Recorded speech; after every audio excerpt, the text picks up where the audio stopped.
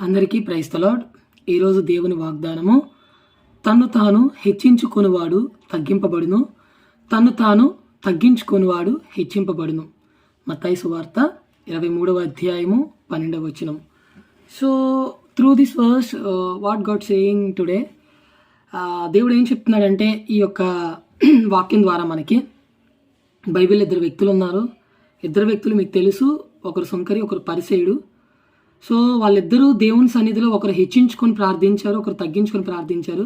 So ఎవరైతే తగ్గింపు కలిగి ప్రార్థించారో దేవుడు వారి ప్రార్థన ఆలకించి వారు మాత్రమే నీతిమంతులుగా తీర్చబడ్డారని చెప్పి దేవుడు ఉపమాన రీతిగా మనతో చెప్పడం జరిగింది. సో ఈరోజు దేవుడు మనతో మాట్లాడే విధానం ఏమిటంటే, మనం ఈ యొక్క వర్స్ ద్వారా, ఈ యొక్క వచనం ద్వారా మనం అర్థం చేసుకోవాల్సింది ఏంటంటే, బీ హంబుల్. మనకి మనం తగ్గించుకోవడం వల్ల ఏం జరుగుతుందంటే, దేవుడు ఒకానొక సమయంలో మనల్ని హెచ్చిస్తాడు.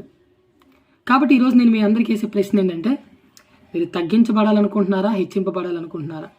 నిజంగా మీరు హెచ్చింపబడాలి అనుకుంటే ఖచ్చితంగా మీరు బీ హంబుల్గా ఉండాలి, దేవునికి లోబడి ఉండాలి, దేన మనస్సు కలిగి ఆయన సన్నిధిలో మనం ప్రవర్తించే వారముగా ఉండాలి. ఎప్పుడైతే మనం అలా ప్రవర్తిస్తామో, ప్రార్థిస్తామో, దేవుడు ఖచ్చితంగా తగిన సమయమందు మనల్ని హెచ్చించడానికి సంసిద్ధంగా ఉన్నాడు.